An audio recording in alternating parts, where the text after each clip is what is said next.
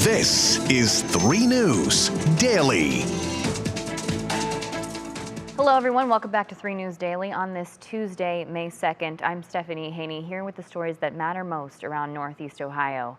And we start today with developing news out of Geauga County this afternoon. 18-year-old Brandon Morissette, the West Geauga High School student accused of bringing a gun to school with the plan to attack multiple students, has been indicted on new criminal charges, 3 felony charges.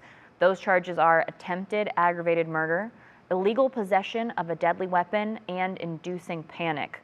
Morissette previously pled not guilty by reason insanity to the misdemeanor of inducing panic.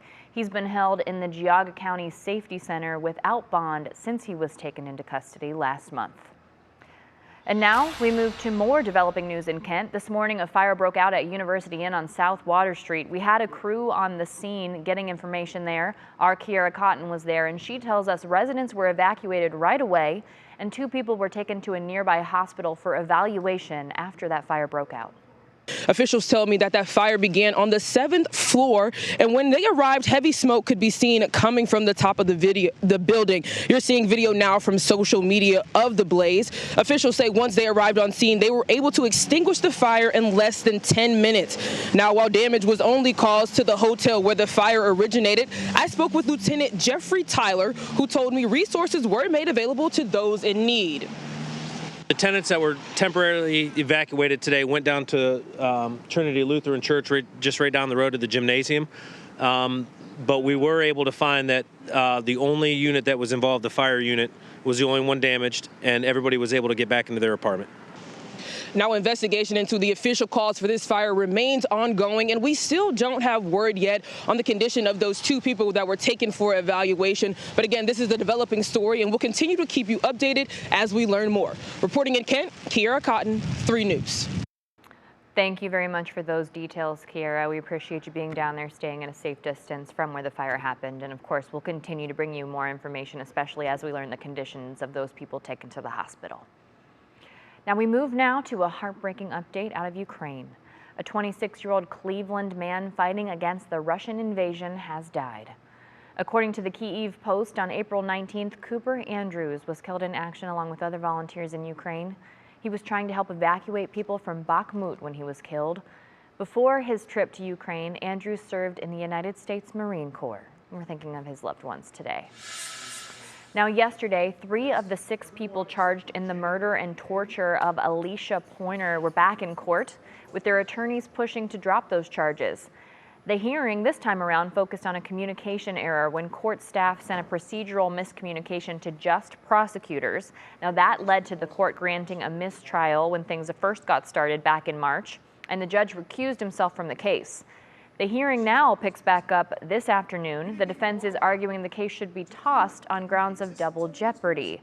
Prosecutors say it doesn't apply in this case. Now, I'll be talking more about that legal argument today at 4 p.m. on What's New. Pointer was kidnapped and found dead in an abandoned house in 2021. 3 other people have already pleaded guilty related to her death, and we're waiting on their sentencing. Now, this morning, a former Medina school bus driver was sentenced to jail time for driving a school bus while intoxicated. Herbert Ferguson will spend the next 270 days behind bars and pay a $3,000 fine. That's for the crime of endangering children. Ferguson was arrested late last year and pleaded no contest in the case.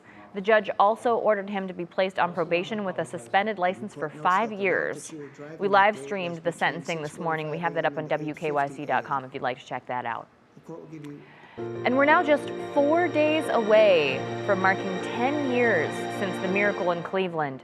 That's when Amanda Berry, Gina DeJesus, and Michelle Knight, now known as Lily Rose Lee, were rescued from being held captive for a decade.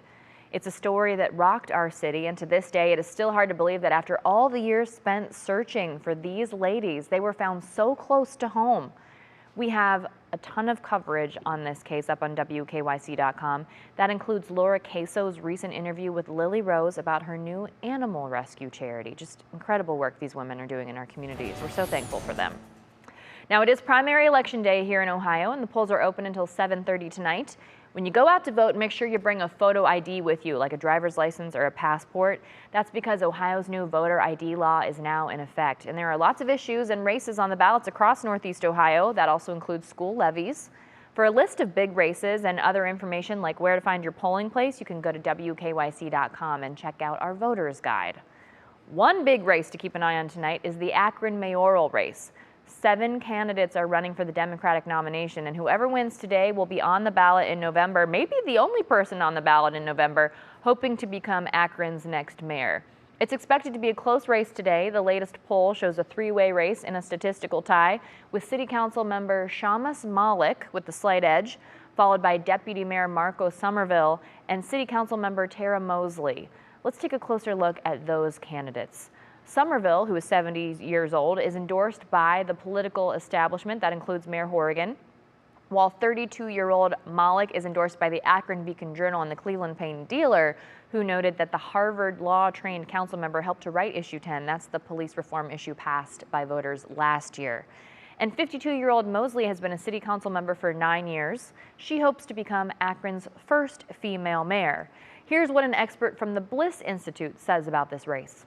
Somerville has been in city government for longer than Tara Mosley or Shamus Malkus. And for some people, experience was likely to be the top issue. For other people, having some new blood, some new perspectives might be more important. Now, this election really is a wild card. A Bliss Institute poll found nearly 33% of voters are undecided on who should be the next mayor of Akron. Also in Akron, the school district is now conducting a nationwide search for a new superintendent. The former superintendent, Christine Fowler-Mack, resigned in March, leaving the position open. People who are interested can apply starting tomorrow through June 5th. You can go to the Akron Public Schools website for more information if you'd like to apply.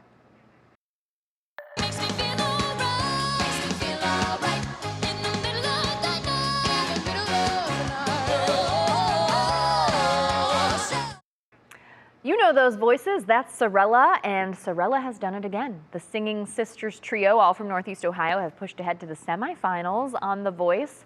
They stunned the judges yet again last night, this time with their rendition of Something's Got a Hold on Me by Etta James. Great song. Now in this round, 2 members of each judge's team were selected to move on to the next round. Their coach, Chance the Rapper, gave them high praise, and now they're one step closer to winning it all. There's no other Sorelle on the show. They needed to be in the top 8, where I get to do arrangements and vocal splits and work with them like almost like a choir. Amazing. No, we just have a great connection. And then they have a great connection. I'll tell you what, those ladies are fun to watch. Of course, we love to see our Northeast Ohioans doing well, so we are wishing them the best of luck. It doesn't look like they need it. Thanks for being with us for today's edition of 3 News Daily. Everyone have a great day. We'll catch you back here tomorrow with more of your top stories from around Northeast Ohio.